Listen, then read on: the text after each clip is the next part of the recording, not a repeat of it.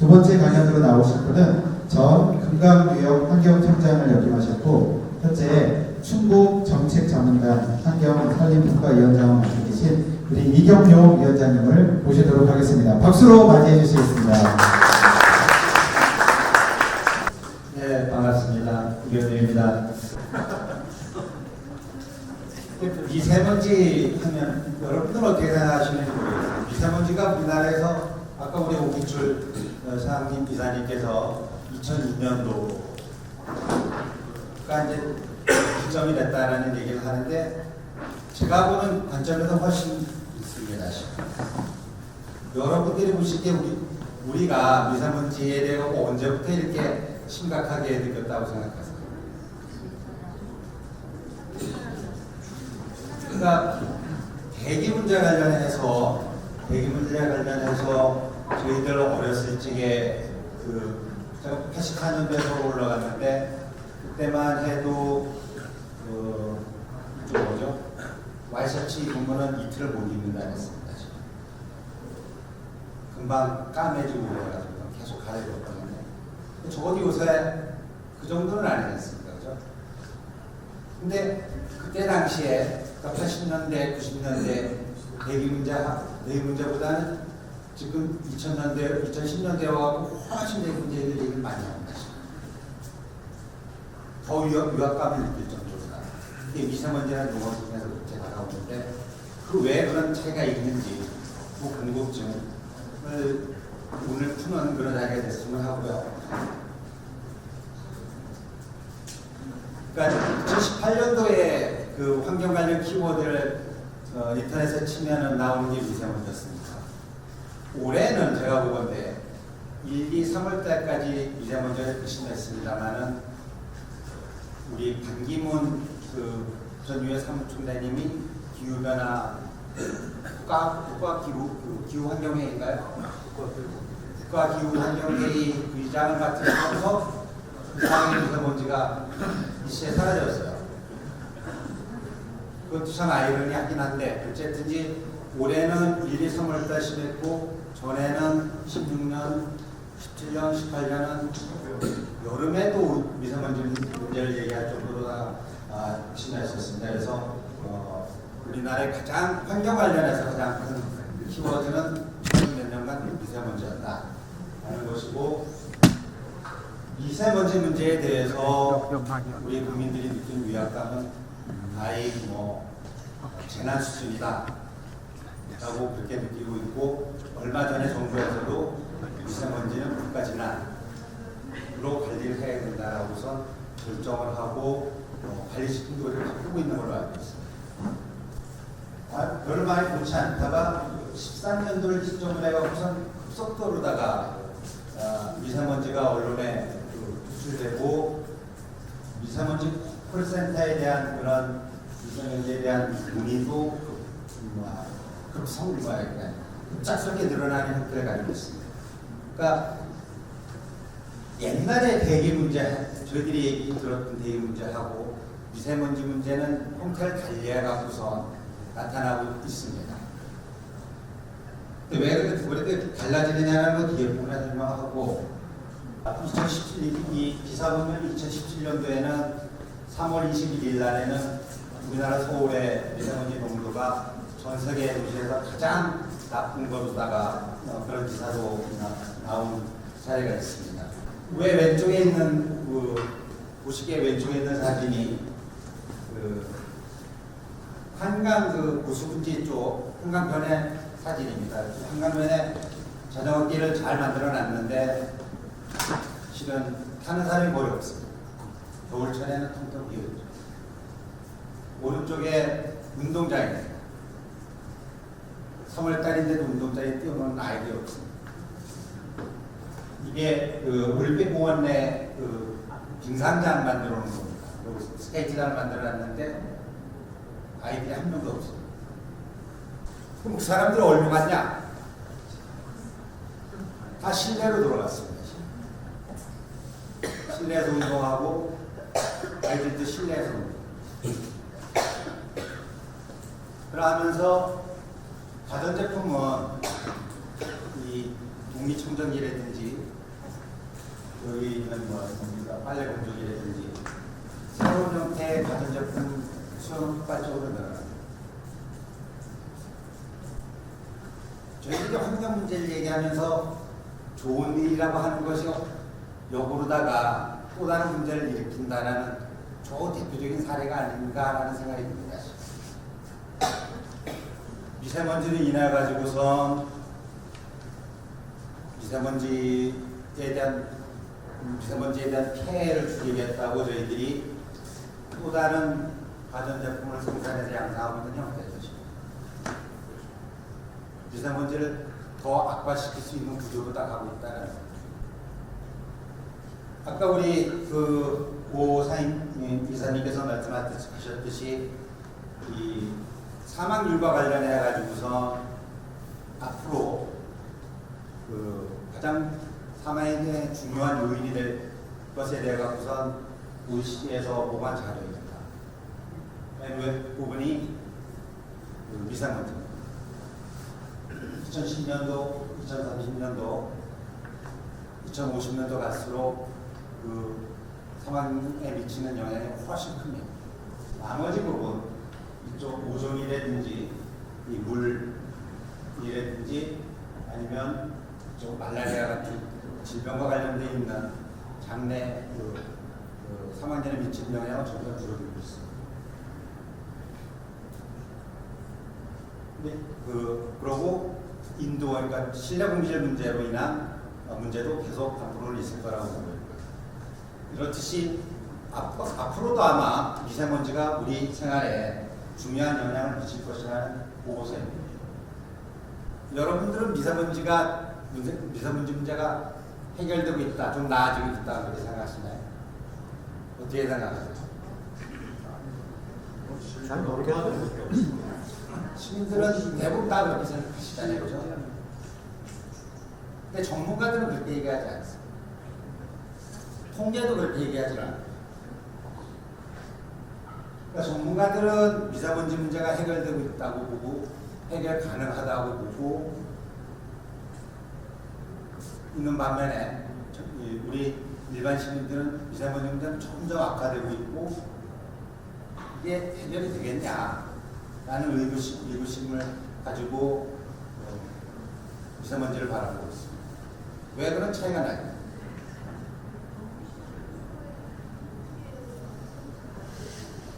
통계 자료를 보면은 이게 전국하고 서울 미세먼지 운동을 평균 추세입니다. 여기에 볼 수 있듯이 추세가 계속 감소하고 있습니다. 위에 부분이 PM10이고 밑에 부분이 PM2.5. 이걸 가지고 전문가들은 미세먼지가 나아지고 있다. 정부 정책 효과가 나타나고 있다라고 얘기를 합니다. 여러분은 어떻게 생각하세요? 기사거리가 없는지 하면 세상이 곧 망할 것처럼 보도를 하니까 네. 그래서 그래요, 일반 시민들이야. 내가 연구하는 것도 아니고 그러니까 언론이나 이런 데서 보도하는 걸로 그냥 충북이 전국에서 멀리 보지 말고 우리 제천 지역을 보게 되면은 제천 지역의 미세먼지 문제는 좀 더 나아지고 있다고 생각하세요?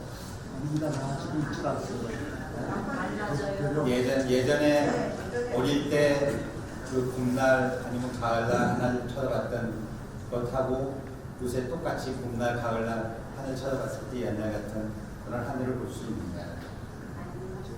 아마 그런 것 같지는 않아요.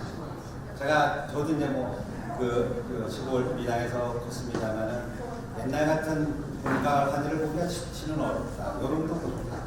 근데 그 차이가 뭘까? 그 차이가 뭐라고 생각해요? 지역별로다가 미세먼지 농도는 측정한 지가 얼마 안 되면서 2015년도에 공식 통계가 시작이 됐습니다. 이게 번역별로다가 이렇게 추세를 보더라도 약간 들쑥날쑥하기는 합니다만은 그래도 좀 줄어들고 있는 추세가 나옵니다. 나중에 우리 제천지의 공식 통계자료를 보더라도 추세는 비슷하게 갑니다.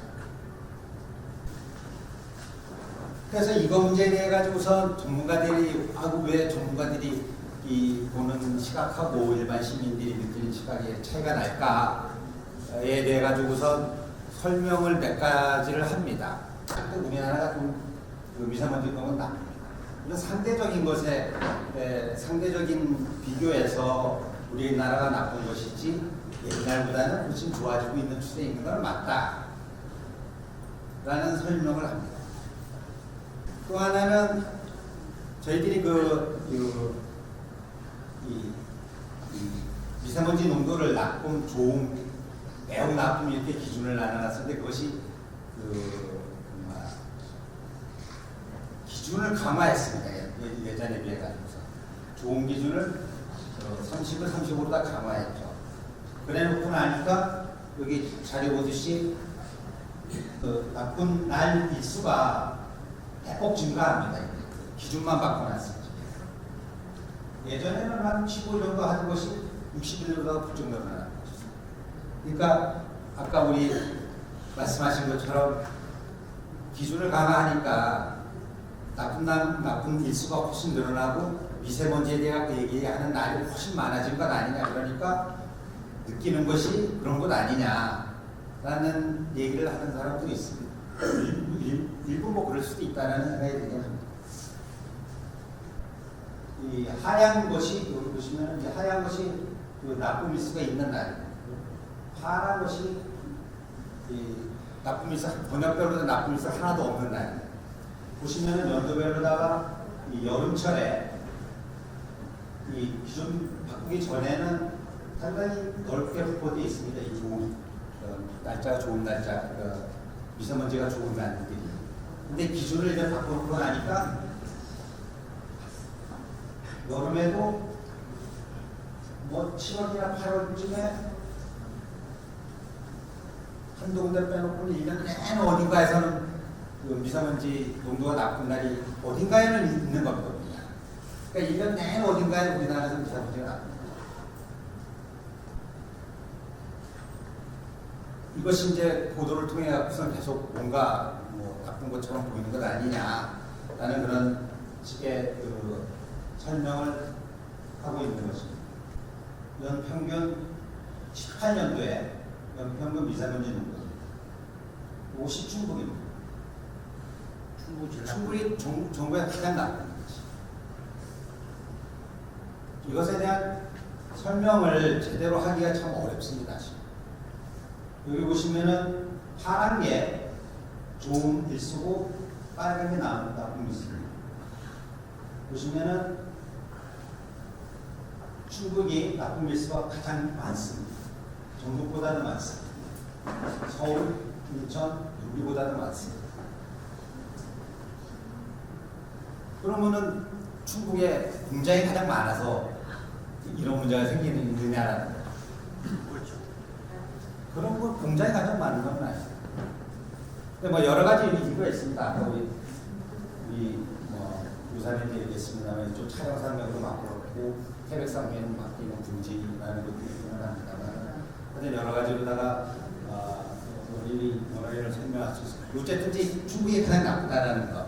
여기 보시면은 여기 1차 프라이머리 폴루턴트라서 1차 발생 있고 2차 발생이 있습니다. 세컨더리 폴루턴트라고.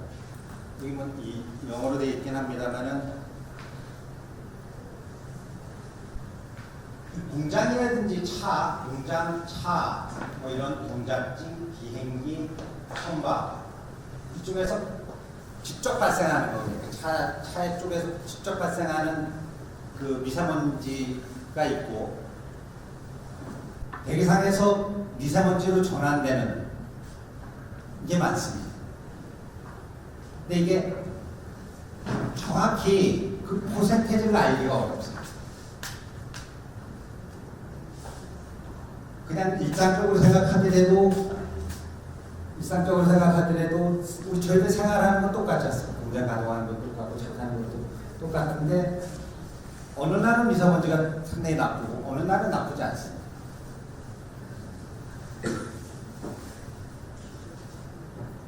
그것은 온도하고 기후의 흐름하고 이런 여러 가지 요인이 복합적으로 작용하기 때문에 그렇습니다. 그것을 알기가 어렵습니다. 정확히 예측하기가 어렵습니다. 유사한 슬라이드이긴 한데 이 자료에 보시면은 이 발생부터 나오고 있는 직접배출 미세먼지하고 이 가스산 물질이 결합해갖고선 2차로 생성되는 그 초미세먼지들 비율을 보시면은 수도권에서는 직접 배출된 것보다는 가스 상태로 나온 것이 공기 중에서 결합 반응을 일으켜가지고서 미세먼지로다가 전환되는 게 훨씬 많다고 합니다.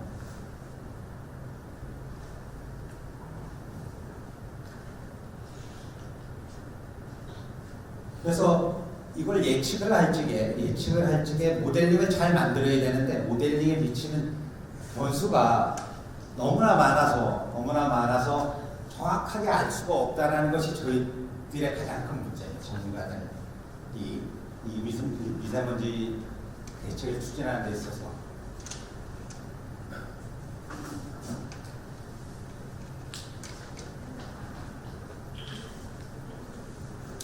여기 보시면은 이 배출원입니다. 이게 그 에너지원을 그러니까 연료를 뗄 때 뭐 제조 공장, 뭐 자동차, 뭐 이런 여러 가지 것들 여기 보시면은 PM10은 까만 겁니다. 이렇게 진한색이고 PM2.5는 그 초미세먼지입니다.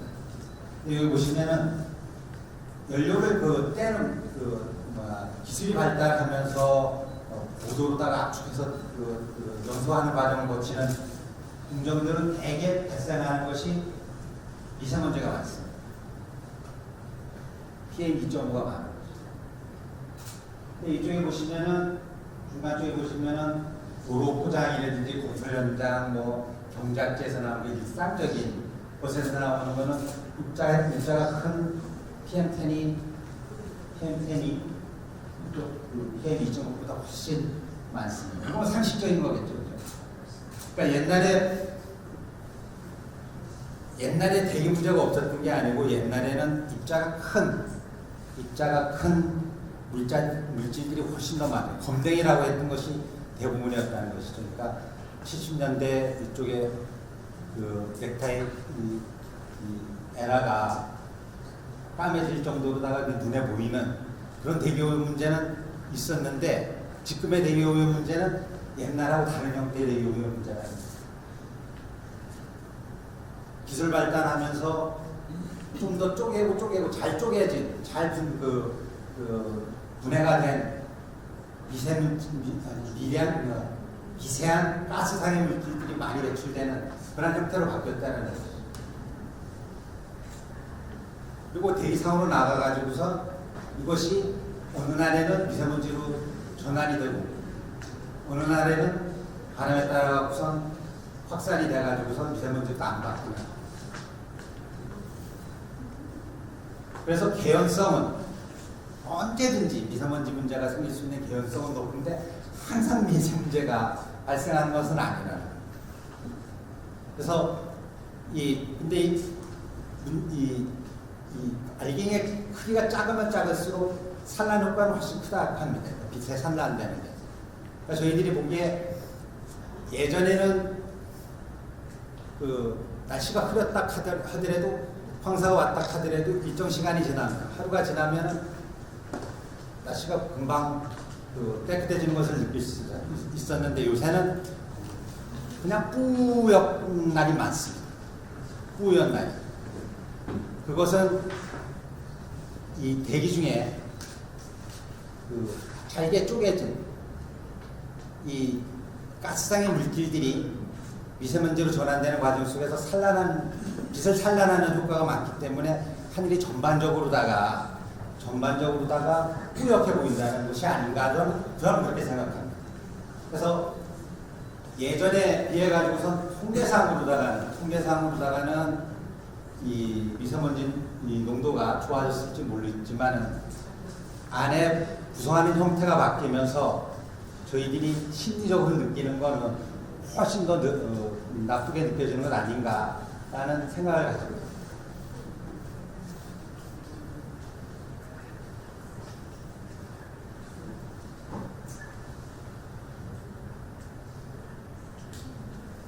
여기 보시면은 PM 2.0 초미세먼지죠. 초미세먼지에 내가 수도권 쪽에서는 가장 영향을 많이 미치는 것이 찬미, 그 다음에 건설기계들. 그러면 전국적으로 다 보면은 사업자예요. 그 다음에 건설기계, 자동차는 저 밑으로 내려가. 그러니까 대도시 쪽으로 가게 되면은 자동차가 주범이고, 이쪽 농촌 쪽으로 내려가면은 공장 같은 산업시설에서 나오는 대기오염 물질이 더 큰 기여를 하고 있다라고 보면 되지 않겠냐라고 생각합니다. 그럼 제천을 보게 되면은 제천은 자동차가 먼저는 아니고 아마도 공장의 분산이 크죠. 그죠? 그 환경부하고 공동으로다가 대기오염 조사를 한 게 있습니다. 여기 보시면은 바깥에서 오는 거니까 외부 우리나라 내부 요인은 51%고 바깥에 중국이라든지 북한이라든지 몽골 쪽에서 오는 영향이 49%다라는 결론을 도출한 보고서가 있고 이때 얘기한 게 2차 그러니까 가스탄태로다가 배출됐다가 대기 중에서 미세먼지로 전환되는 2차 미세먼지가 거의 85% 정도 돼요. 직접 배출되는 배출원에서 직접 연소하는 가정속에서 만들어지는 직접 미세먼지 양은 얼마 안 된다. 15% 내외다라는 보고서가 있습니다. 이것도 아까 말씀드렸듯이 2차로다가 생성되는 물질이 많다라는 것은 어느 때는 만들어질 수도 있고 어느 때는 만들어지지 않을 수도 있다라는 것을 전제로 하는 거죠.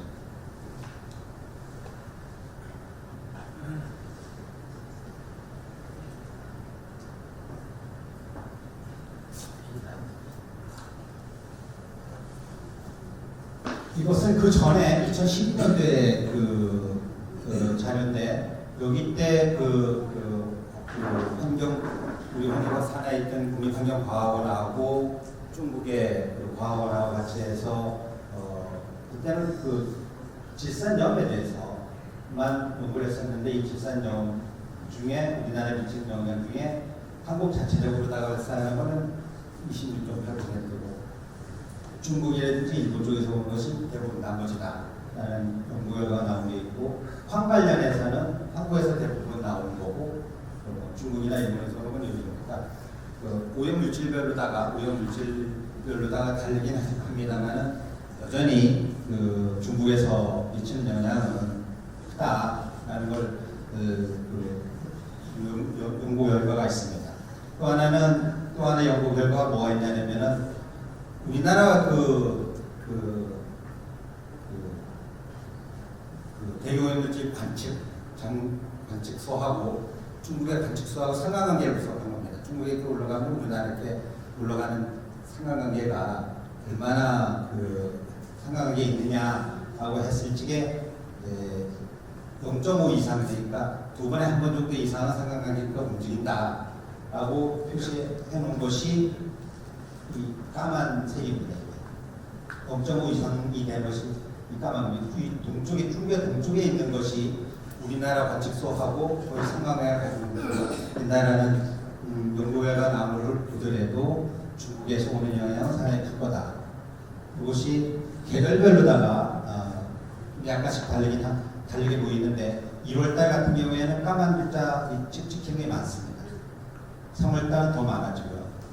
8월달에는 거의 상관관계가 있는 것이 없는 형태를 봤을 적에 저희들이 상식적으로 다 생각했듯이 겨울철, 봄철에 중국 영향은 많은 거고 여름철에는 중국에서 오는 영향이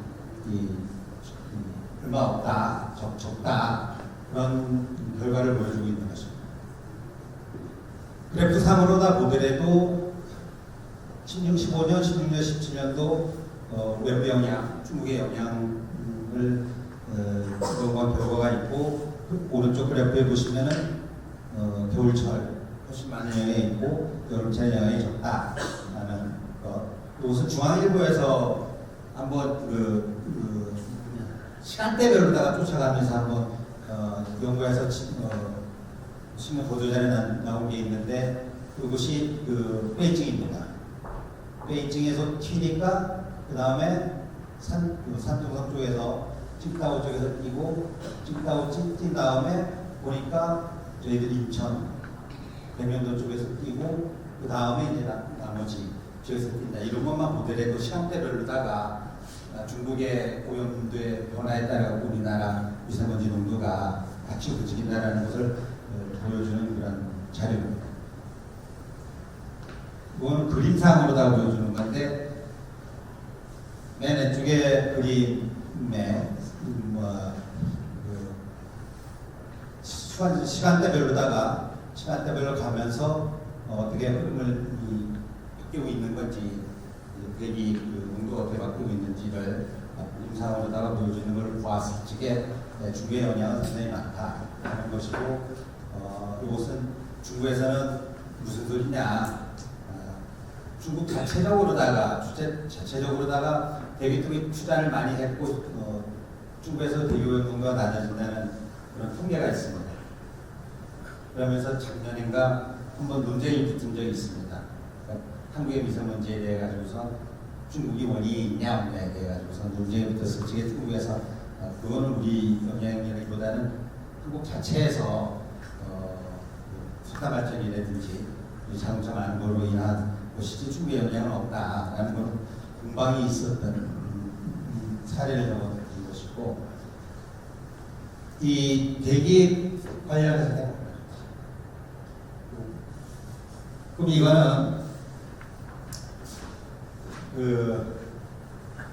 저희들이 대기 정책 관련해 가지고 혼선이 있었던 게 사실입니다. 그러니까 지금 저희들이 미세먼지 문제 관련해 가지고선 생기는 것에는 그동안 환경부의 정책을 추진하면서 좀 엇박자가 있었다라는 걸 엇박자 나는 것이 있었는데 세 번의 큰 변화가 있습니다. 대기 정책에서는 1988년도에 저희들 서울 올림픽 할 때 서울에서 올림픽이 가능하겠느냐라는 얘기가 있었습니다.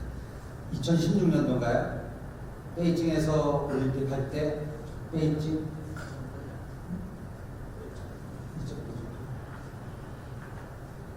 올림픽 할 때 베이징에서 올림픽이 가능하겠느냐 대기오염이 너무 심해가지고서 그랬던 것이 우리나라 1988년도 88 올림픽 할 때도 똑같이 있었어요. 할 수 있느냐 없느냐.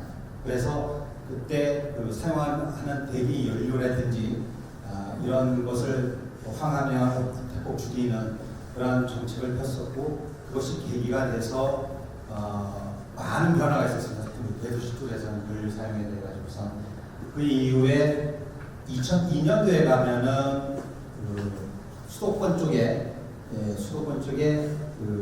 대기오염 문제가 심해서 수도권 특별 대책을 만들고 CNG 버스를 도입하는 큰 변화가 있었습니다.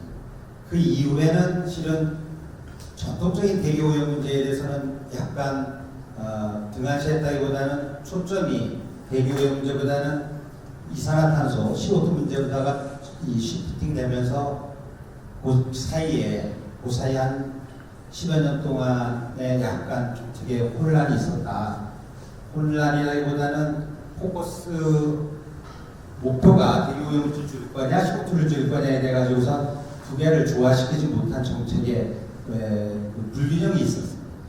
여기 보시면은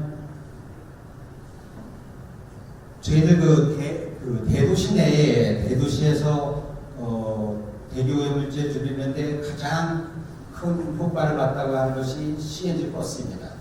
그것이 2003년도부터 도입됐었고 2010년도 보시면은 CNG 버스 추가로다가 늘어나는 것이 2,400대였습니다. 경유버스 줄어드는 것이 1,600대, 강해는데 줄어들었습니다만 이 추세를 보시면은 CNG버스 늘어나는 추세는 계속 줄어듭니다. 경유버스는 점점 늘어납니다. 그러다가 저희들 미세먼지 문제가 가장 심하다고 얘기했던 2013년도, 14년도 가면은 역전이 됩니다. CNG버스는 줄어들고 CNG버스가 역으로다 경유버스로 전환되는 이런 정책적인 그런 미스죠, 그러니까. 이것도 아마 그 미세먼지 문제에 대해서 선도적으로다가 대응하지 못한 부분이 아마도 지금의 우리 이 미세먼지 문제를 만드는 한 부분이었을 수 있다는 생각이 듭니다. 이거는 CO2와 관련되어 있는 겁니다. 여기 보시면은 이 경유차에서는 CO2가 그러니까 미세먼지가 많이 나오고 휘발유에서는 미세먼지가 많이 안 나오고, 근데 역으로다가 이 이산화탄소는 경유차에서 좀 덜 나오고, 여기 보시면은 이쪽이죠. 이 경유차에서는 CO2는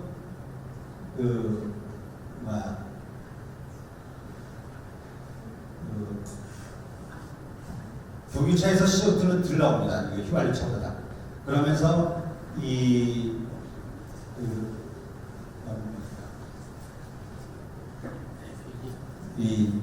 이산화탄소 배출을 줄이기 위해 가지고서 이 CO2 차에 대해 가지고선 친환경 차라는 친환경 경유차라는 제도를 도입해서 경유자동차에 대한 보급이 부쩍 늘어나는 형태로다가 가게 된 겁니다. 그러니까 CO2 정책하고 이쪽 미세먼지 정책하고 엇박자가 나는 겁니다. 두 개를 양쪽을 조화시킬 수 있는 제도적인 미스를 그때 못한 것이 또 하나의 원인이기도 합니다. 우리 국민들 입장에서 보게 되면은 미세먼지 문제가 이렇게 이슈가 되고 있음에도 불구하고 해마다 경유차는 훨씬 구입하는 게 점유율은 계속 늘어나는 형태로 같습니다. 실은 어찌 보면은 남의 얘기가 아니고 우리의 얘기도 모르죠. 우리는 미세먼지로 인해 가지고서 고통을 받고 있다고 하지만은 실은 그 문제를 대처하는 데 있어서 개인적인 차원에서 저는 적절했느냐라고 물어봤을 적에 누구도 자신 있게 그렇다라고 얘기하기가 좀 쉽지 않은 구조입니다. 석탄 발전소. 저희 나라에서도 석탄 발전소 비율을 줄이려고 하고 있습니다만 예전에 개혁되어 놓은 것이 너무 많아가지고서 당분간 쉽지 않은 구조입니다. 이쪽에 보시면 이게 우리나라입니다. 이게 일본이고 이게 중국입니다. 이게 석탄 발전소의 분포도입니다. 이게 미국이죠. 이게 아프리카, 이게 유럽입니다. 전 세계 석탄 발전소가 다 이쪽에 몰려 있습니다. 중국에. 우리나라도 많습니다. 중국의 영향을 줄 수 없다 하면은 미세먼지 문제를 당분간 해결하는 데 있어서 중국과의 협력이 가장 시급한 문제일 수도 있습니다. 또 하나는 그동안은 깊이 있게 안 봤습니다만은 이 물동량과 관련된 것, 선박에서 쓰고 있는 경유들, 황함유량이 높은 경유차, 황함유량이 높은 경유 때는 선박들, 이 선박들이 대부분 어디서 운행이 되냐면은 저희도 황해 쪽에 있는 거죠. 황해 바다에서 운행하고 있는 선박들의 영향을 저희 나라에서 직접적으로 받고 있습니다. 가장 큰 항구들이 다 이쪽에 몰려 있습니다.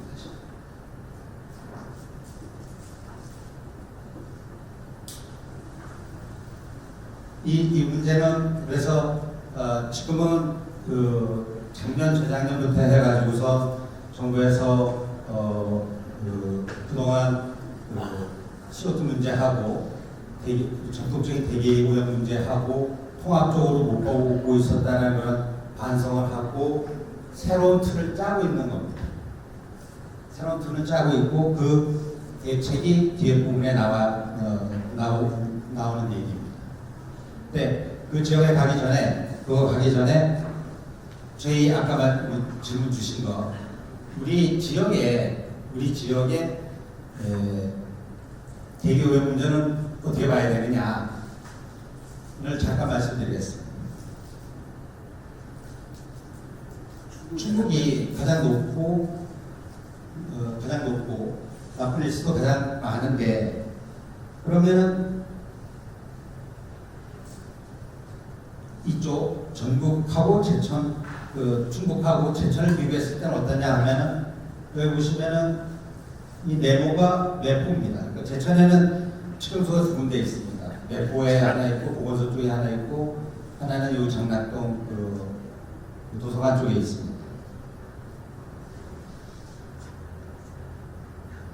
매포가 밑으로 보이고 요것이 중간에 열에 보이는 것이 전북입니다. 그 다음에 충북하고 장락이 높이 보입니다.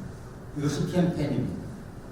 오른쪽에 보시면은 네모가 장락이 밑에 보이고 그 다음이 전북이 보이고 그 위에가 충북하고 장락이 보입니다. 네, 저희들이 보통 상식적으로 생각하면은 매포가 가장 나빠야 되잖아요. 측정소의 대기오염 농도가. 근데 통계상으로는 그렇게 안 보여요.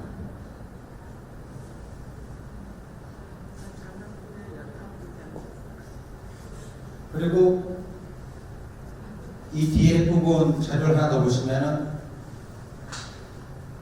이게 TMS의 우리나라 대기오염 물질을 많이 배출하는 그 사업장의 꿀뚝에는 TMS가 달려 있습니다. 그 TMS가 달려 있는데 충북 전체로 해서 32개가 있습니다. 32개가 있는데 제천 단양 지역에 7개가 있습니다. 7개를 보시면은 여기 GRM하고 성진양해, 그다음에 여기 소각장, 제천 소각장, 아차시멘트, 동방소재, 한일현대, 한일시멘트. 근데 여기 미세먼지 양으로 다 분석하더라도 충북의 다른 어느 지역보다도 이쪽 시멘트 공장이 월등히 많이 있습니다. 성진양해 같은 건 7만 단위고 나머지는 다 1000단위입니다. 여기 보시면 집중 미세먼지 배출하는 게 많아야 1000이고 몇백 푼이 안 됩니다. 근데 여기 아시아 시멘트는 27,000이고 한일 시멘트 같은 경우는 13만입니다. 그러시죠? 근데 여기 아까 우리 2차 직접 배출하는 것보다는 2차로다가 생성되는 미세먼지가 훨씬 많다고 말씀드렸었는데 여기 직소산업을 보시면은 다른 사업장하고서는 비교가 안 됩니다. 그죠? 근데 궁금한 건 그겁니다. 이 통계로다가 곱해보면은 매포하고 제천단양, 제천적인 지리적으로다가 훨씬 나쁠 것으로 추정이 됩니다. 이 지수산물 양은 석탄발전소에서 그 서산에 있는 우리나라 전체 석탄발전소의 반이 서산 쪽에 있다 하는데 서산발전소에서 대량을 분리해서 발생하는 지수산화물 양을 공간하는 양입니다.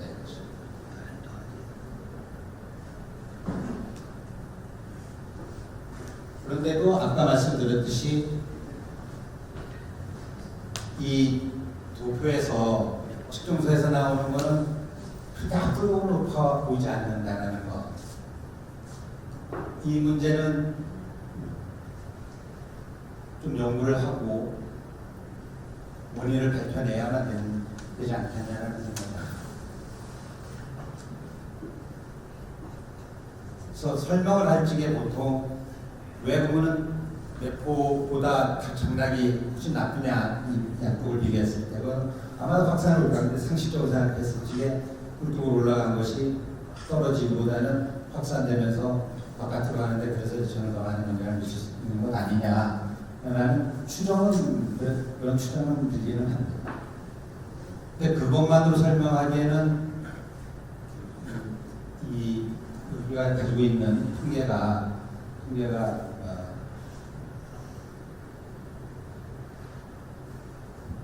저희들이 느끼고 있는 실제로 통계하고 이 배출오염 물질 통계하고 저쪽 대기 측정 농도하고 괴리가 있습니다. 그 괴리는 좀 연구를 해서 배내야 되지 않느냐 제가 임의로다가 상상으로다가 얘기할 수 있는 부분은 아니다라고 생각합니다. 뒤에 부분에 대책 부분은 언론사에서 많이 나왔었고 제가 얘기를 한다 하더라도 크게 그럴 건 없고 다만 아까 말씀드렸듯이 이 제천 단양 지역에 있어가지고선 미세먼지 문제에 있어서 가장 큰 대응 방안은 아마도 친환경 차량으로 줄이는 것도 중요하고 미세먼지 발생하고 있는 사업장에 대한 지도 단속도 중요하긴 하지만은 이쪽 대유물질을 많이 배출하고 있는 사업장에 대한 관리를 어떻게 하는 것이 가장 중요한가 그것이 핵심이 아니겠냐는 생각이 듭니다. 다음에 여기 표 하나 더 보여드리면은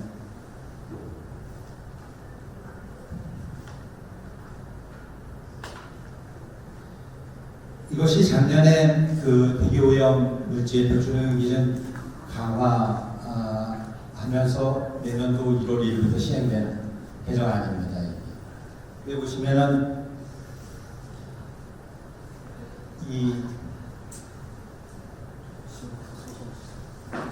이 고체연료 사용 시설이라고 되어 있습니다. 나가면 저것이 발전소입니다. 발전소에서 사용하고 있는 고체연료입니다. 그러니까 화력발전소입니다. 근데 화력발전소인데 여기 옆에 줄거는 거 보시면 배출용 기준 강화된 겁니다. 보이세요? 지금 140에서 70으로다가 그러니까 강화하고 시설별로다가 이제 시설이 설치된 연도별로다가 하긴 하는데 어쨌든지 강화된 것이 60, 50, 15입니다. 배출용 기준.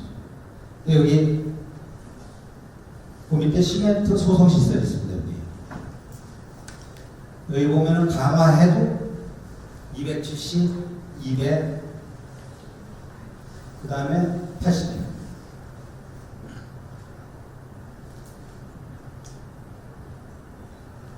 아마도 이 자료가 저희 지역에 좀 시사하는 점이 있다고 저는 생각합니다. 발생하는 양으로다가 치면 아까 말씀드렸듯이 화력발전소나 그쪽에 있는 시멘트나 큰 차이가 없음에도 불구하고 집진 장비를 고도화하는 데 있어가지고서는